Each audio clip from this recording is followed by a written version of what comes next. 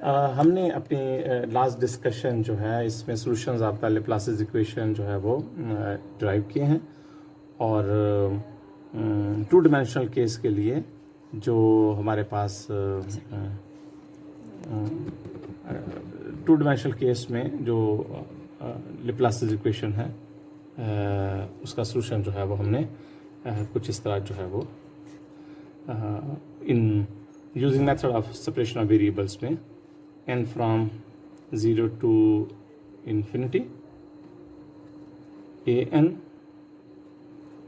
r raised to power n plus b n r raised to power minus n plus 1 is p n cos of theta. ये मेरे पास जो है वो मेरे पास जो है वो ये सॉल्यूशन है स्फेरिकल कोऑर्डिनेट सिस्टम में लैप्लासिस इक्वेशन, और इसमें थीटा जो है वो हमारा ये लेस देन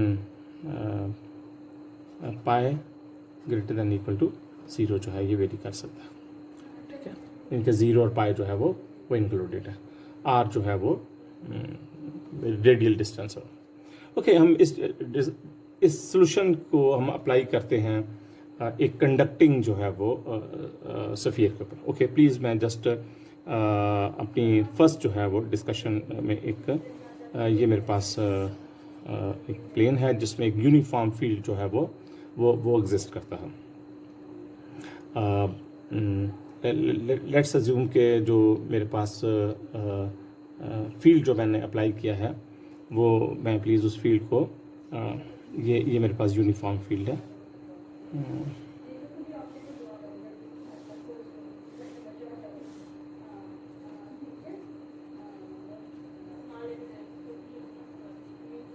ये मेरे पास ये z एक्सिस है, और प्लीज़ ये रहे बात के जो इलेक्ट्रिक फील्ड जो अप्लाई किया जा रहा है वो z हैट ई नॉट जो है वो ये इलेक्ट्रिक फील्ड अप्लाई किया जा रहा है uniform.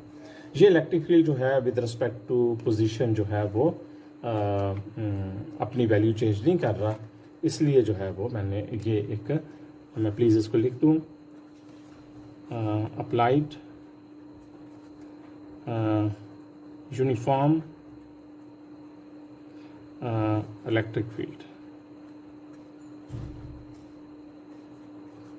Applied uniform electric field है मेरे पास। ओके, प्लीज़ मैं अगर इसके में इसका करस्पॉन्डिंग जो पोटेंशियल है जो इसके साथ एसोसिएटेड है,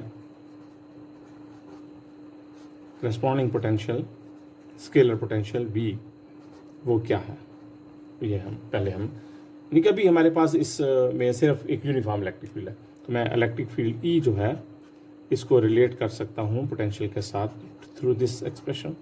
और अगर मैं इलेक्ट्रिक फील्ड को इसके साथ कंपेयर करूँ तो इलेक्ट्रिक फील्ड मेरे पास Z हैट ई नॉट है।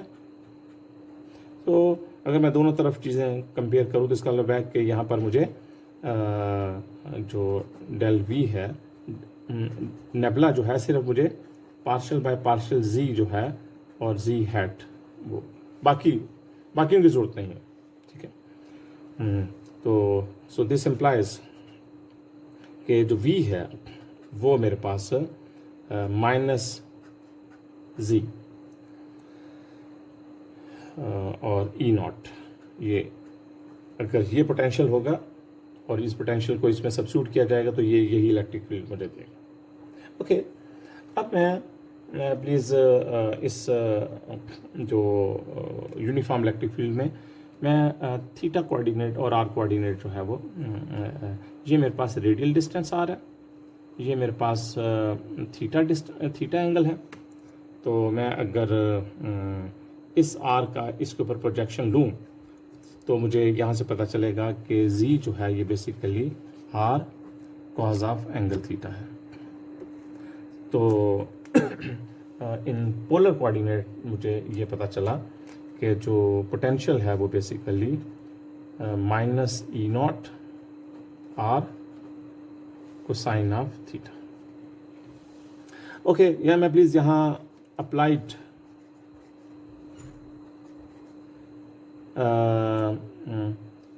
फील्ड, वो मेरे पास है ई नॉट जी हैट, और अप्लाइड पोटेंशियल मेरे पास क्या है, अप्लाइड पोटेंशियल मेरे पास स्केलर पोटेंशियल वो minus E naught R cos of angle theta. ये मेरे पास जो है वो इलेक्ट्रिक फील्ड और जो है, मैं प्लीज़ इन दोनों को मैं दोनों को रिलेट कर सकता हूँ through E is equal to minus del V में। तो मैं इस वी को यहाँ सब्स्टिट्यूट कर मुझे ई मिल जाएगा। तो ये मेरे पास अब मैं इस इलेक्ट्रिक फील्ड में जो कि मैंने एक सफ़ियर जो है वो अज्यूम कर रहा हूँ, ये प्लीज़ बहुत इंपॉर्टेंट प्रॉब्लम है, और इस सफ़ियर का जो रेडियस है वो मेरे पास बी रेडियस है मेरे पास, और ये इसके बारे में बता चलूँ, ये कंडक्टिंग है,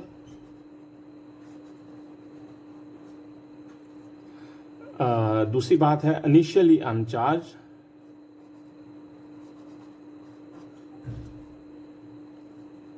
अनचार्ज्ड, ये इनिशियली अनचार्ज्ड है। सो इनिशियली अनचार्ज से मैं मुराद ये ले रहा हूँ कि इसके ऊपर पोटेंशियल जो है, जब मैं इसको ऊपर करता हूँ तो ये पोटेंशियल सी ये गिवन है। ये आपका सफ़ियर जो है इनिशियली चार्ज भी हो सकता है, और ये लेकिन इस वक्त हमारे पास जो इनिशियली अनचार्ज है, ये मेरे पास। अब मैं अज्यूम कर रहा हूँ कि इसी इलेक्ट्रिक फील्ड को, इसी सफ़ियर को जो कंडक्टिंग है, मैंने यूनिफॉर्म इलेक्ट्रिक फील्ड से जो है वो एक्साइट कर दिया, ये यूनिफॉर्म इलेक्ट्रिक फील्ड। जब मैं इसको यूनिफॉर्म इलेक्ट्रिक फील्ड से एक्साइट कर रहा हूँ तो ये फील्ड इस कंडक्टर के एक पार्ट के ऊपर नेगेटिव चार्जेस और दूसरे पार्ट के ऊपर पॉजिटिव चार्जेस इंड्यूस करते हैं। So sphere will behave like a dipole, ठीक है। सो ये सफियर जो है conducting sphere will behave as a dipole, एक डाइपोल की तरह जो है काम करें, positive charges negative charges, positive charges negative charges, ठीक है। तो मैं प्लीज़ अगर इसकी रीजन देखूं, मैं please R greater than B इस रीजन में मैं पोटेंशियल लिखने लगा। तो चूंकि R greater than region B में R approaches to infinity included, so ये जो टर्म है A N R raise to power जो है ये टर्म जो है ये इस टर्म के जो है वो मुझे सिर्फ एक पार्ट को जो है वो कंसिडर करना होगा और बाकी सबको इग्नोर करना होगा, ठीक है।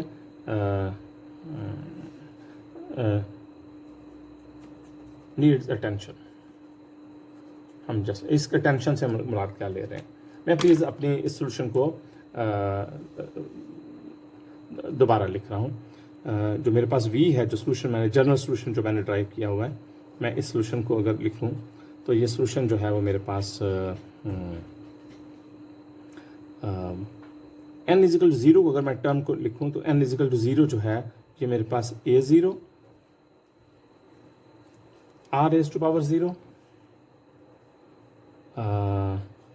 p0 इज कॉस थीटा, ठीक है जी। ये मेरे पास मेरे पास सेकंड टर्म जो है वो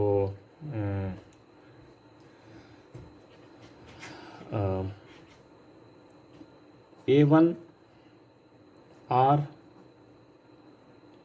is P1 is cos theta, ठीक है। ये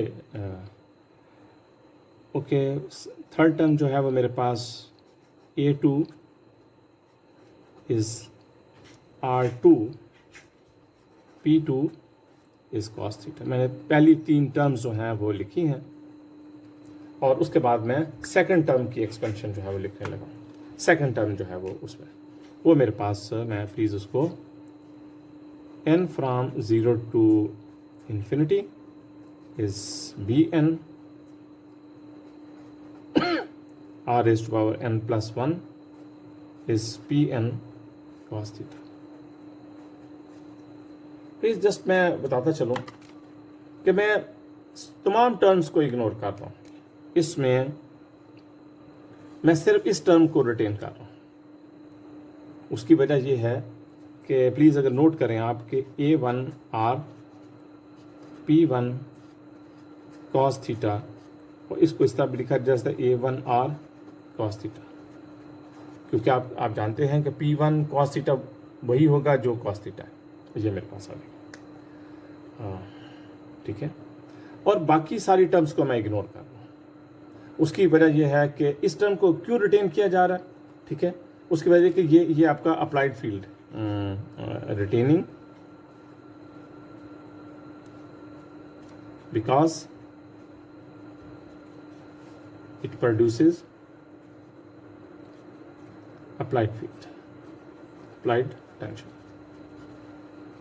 और मुझे सिर्फ इसको रखना, अदरवाइज मुझे सारी टर्म्स इग्नोर करनी चाहिए थी।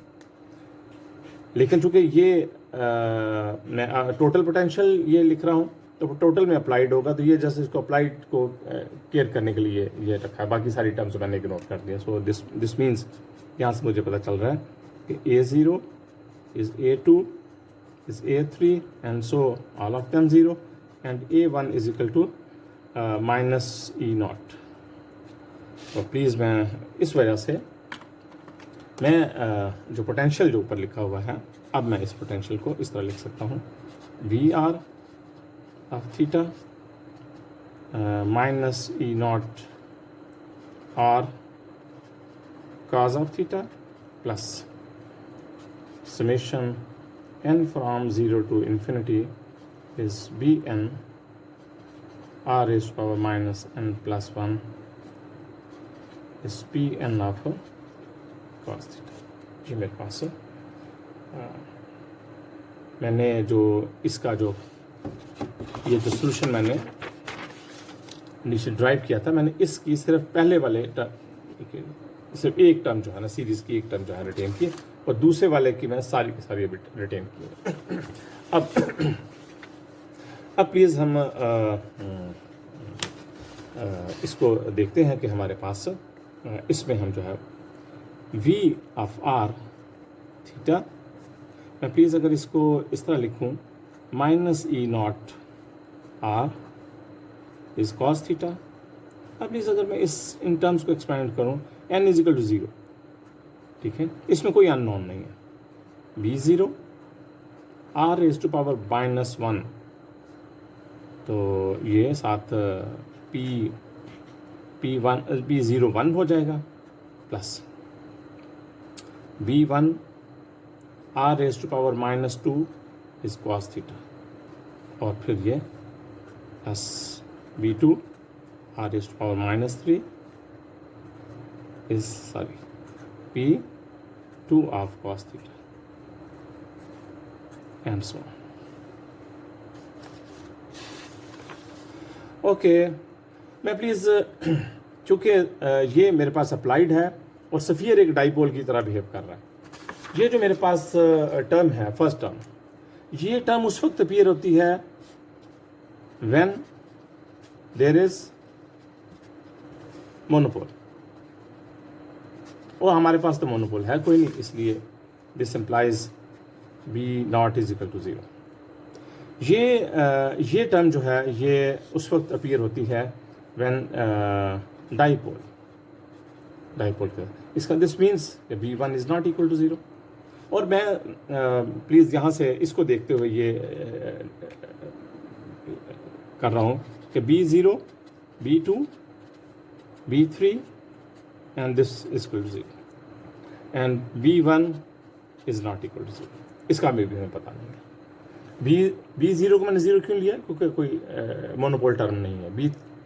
B2 और B3 तक हायर ऑर्डर पोल्स नहीं है, यानी कि ऑक्टोपोल, क्वाड्रोपोल, वो चीज़ें नहीं हैं, तो इसलिए मेरे पास सो मेरे पास जो चीज़ सिंपल होने के बाद मेरे पास पहुंची वो ये चीज़ पहुंची कि अब जो पोटेंशियल जो है वो basically R theta minus E naught R cos theta, total potential क्या है अप्लाइड जो potential plus B1 R minus 2 cos theta contribution due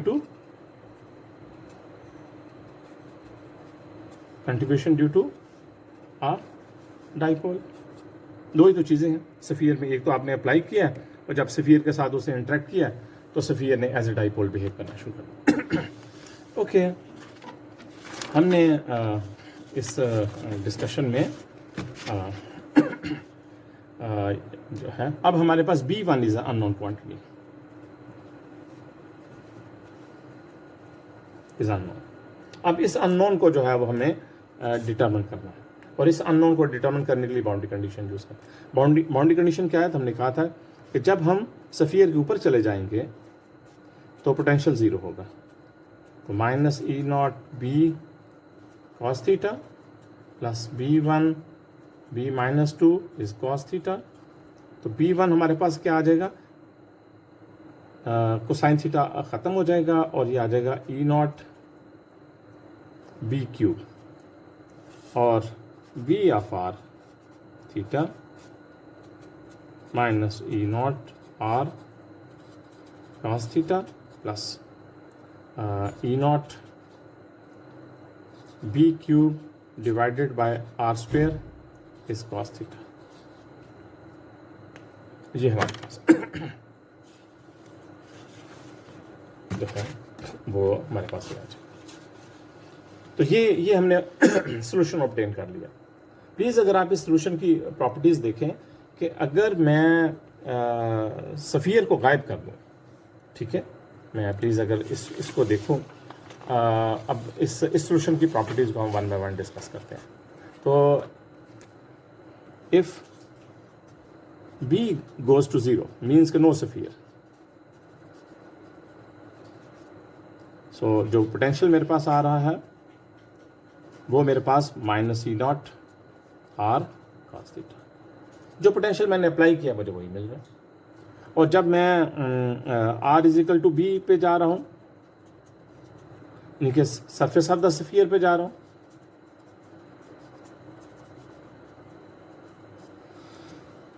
तो मुझे जो है वो पोटेंशियल जो है वो 0 मिल रहा है, ठीक है। ये दो जो है वो मेरे पास सरफेस ऑफ चूँकि ये कंडक्टिंग स्फीयर है, कंडक्टिंग स्फीयर के ऊपर मैं चला गया हूँ। यहाँ से मैं अगर इलेक्ट्रिक फील्ड जो है वो डिटरमिन करना चाहूँ तो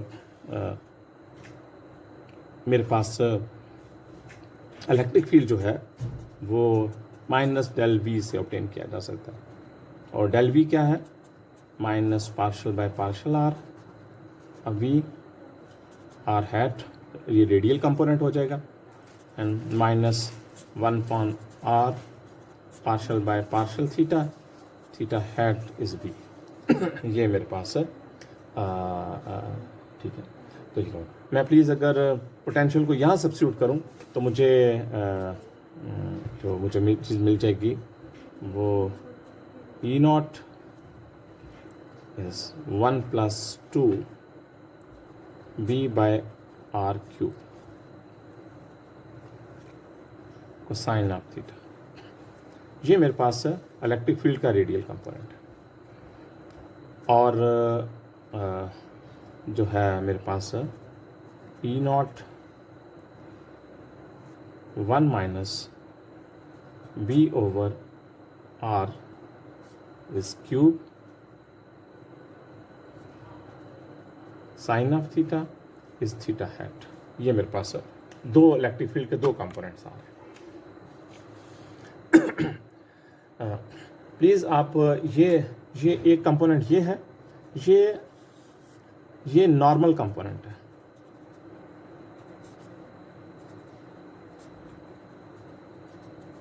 और ये टेंजेंशियल कंपोनेंट है।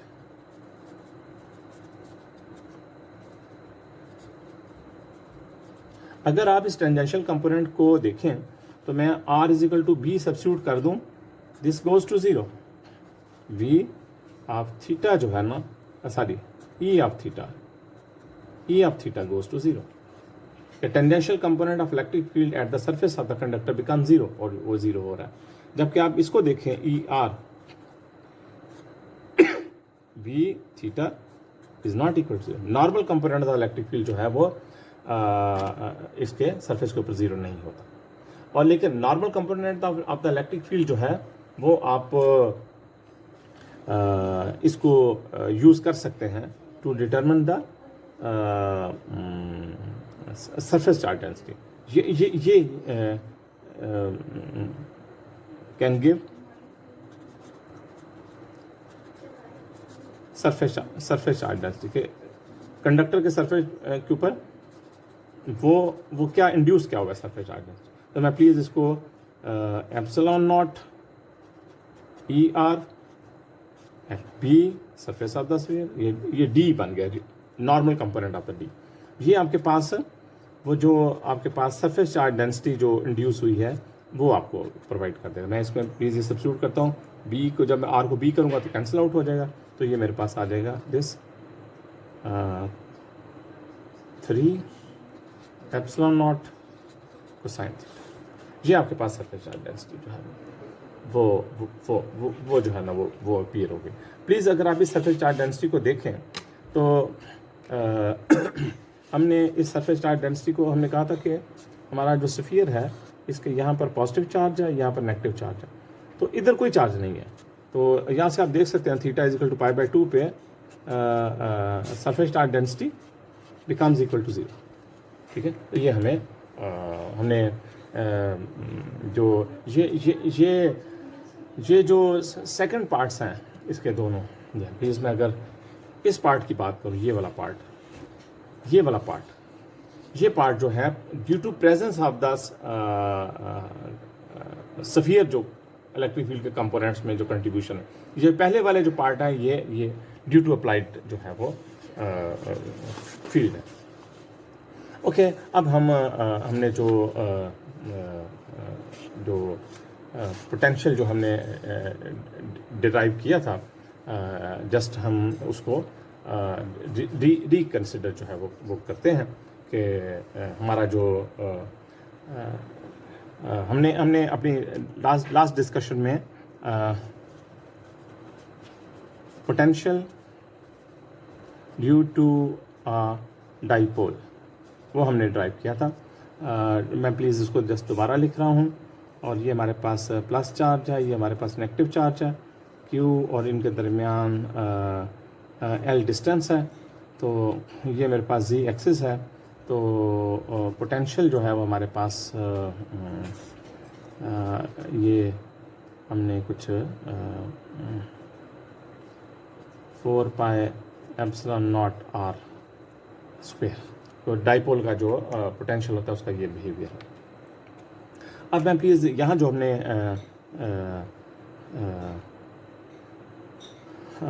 स्फीयर का जो एडिशनल कंट्रीब्यूशन है, additional contribution due to sphere, जब वो एज ए डाइपोल वो काम कर रहा था, तो मैं अगर उसको ही सिर्फ लिखूँ तो वो हमने ये ड्राइव किया, B cube divided by R square is cosine of angle theta. Okay, please मैं इसी एक्सप्रेशन को दोबारा वो थोड़ा सा लिखता हूँ। तो ये मेरे पास जो वाई थी वो ये थी Q L cosine of theta 4 pi epsilon naught is R square. तो मैं प्लीज़ इन दोनों इक्वेशंस का कंपैरिजन कर लेता हूँ। तो मुझे यहाँ से जो है वो डाइपोल मोमेंट जो है वो मैं इसका अगर कैलकुलेट करूँ तो मुझे जो चीज़ मिल रही है this into R divided by 4 pi epsilon naught R square. तो यहाँ से मुझे जो पोलराइजेशन है ड्यू टू डाइपोल जो मिल रही है वो अगर मैं प्लीज़ इसको देखूँ तो मेरे पास 4 पाई एप्सिलॉन आर स्क्वायर के नीचे है तो और ई नॉट और मेरे पास जी हैट। मुझे ये जो है वो ये है मेरे पास ये मेरे पास dipole moment due to a conducting sphere. तो आल दो कि जो मेरा स्फीयर है उसने एक डाइपोल की तरह काम किया है, लेकिन अगर मैं उस जो फ़र्क क्या है, फ़र्क जो इस डाइपोल मोमेंट का फ़र्क है जो कि मैंने इसको डिराइव कर लिया। हम अपनी डिस्कशन को जो है वो जस्ट हम असाइनमेंट जो है वो असाइनमेंट जो है वो उसको नोट कर लेते हैं। हमारे पास ये दो जो है वो मैं प्रॉब्लम्स कंसिडर कर रहा हूँ। ये मेरे पास एक स्फीयर है जो कि कंडक्टिंग स्फीयर। मैंने इस स्फीयर को एक डायलैक्ट्रिक से जो है वो कोट कर दिया। फ़र्ज़ करें ये एप्सिलॉन 1 जो है वो मेरे पास ये एक मैंने इसके ऊपर कोटिंग कर दी। ये प्लीज़ रहे बात कि ये कंडक्टिंग स्फीयर है।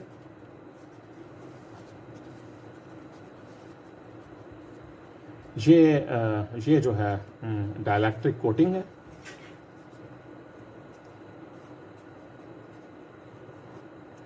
मैं यहाँ से ये प्लीज़ जी एक्सिस ऐसा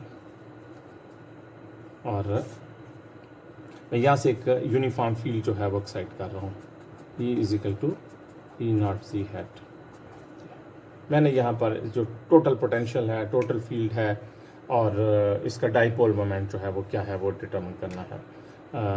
पोटेंशियल क्या है, टोटल इलेक्ट्रिक फील्ड क्या है और डाइपोल मोमेंट क्या है। ठीक है जी, ये मेरे पास है। दूसरा प्रॉब्लम मेरे पास ये है कि मैं एक डायलैक्ट्रिक स्फीयर है और मैंने इसके ऊपर एक और डायलैक्ट्रिक स्फीयर से, ये एप्सिलॉन 2 है, ये एप्सिलॉन 1 है। ठीक है, इसका मैं इनर रेडियस को ए ले लेता हूँ और आउटर रेडियस को बी ले लेता हूँ। यहाँ भी मैं इनर रेडियस को ए ले लेता हूँ और आउटर रेडियस को बी ले लेता हूँ। यहाँ दोनों जो है वो मेरे पास है, ये भी डायलैक्ट्रिक और ये भी डायलैक्ट्रिक। डायलैक्ट्रिक स्फीयर के ऊपर एक स्फेरिकल शेल जो कोट किया गया और इसको भी मैं एक यूनिफॉर्म इलेक्ट्रिक फील्ड से, सेम यूनिफॉर्म इलेक्ट्रिक फील्ड से जो मैं एक्साइट कर रहा हूँ। मैं दोनों को जो है वो यहाँ भी मैं पोटेंशियल इलेक्ट्रिक फील्ड और डाइपोल मोमेंट जो है वो डाइपोल मोमेंट जो है वो क्या है, ये जो है वो मैं डिटरमिन करना चाहता हूँ। ओके, मैं अगर ये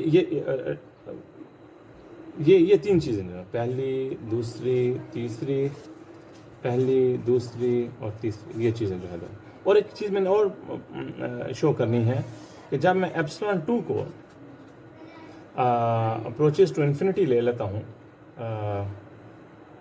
एप्सिलॉन 2 को मैं 0 ले लेता हूँ, तो ये प्रॉब्लम जो है वो इस प्रॉब्लम में कन्वर्ट हो जाता है। ठीक है। ये आपने शो दैट ये मेरे पास जो है वो ये हमारी जो असाइनमेंट है।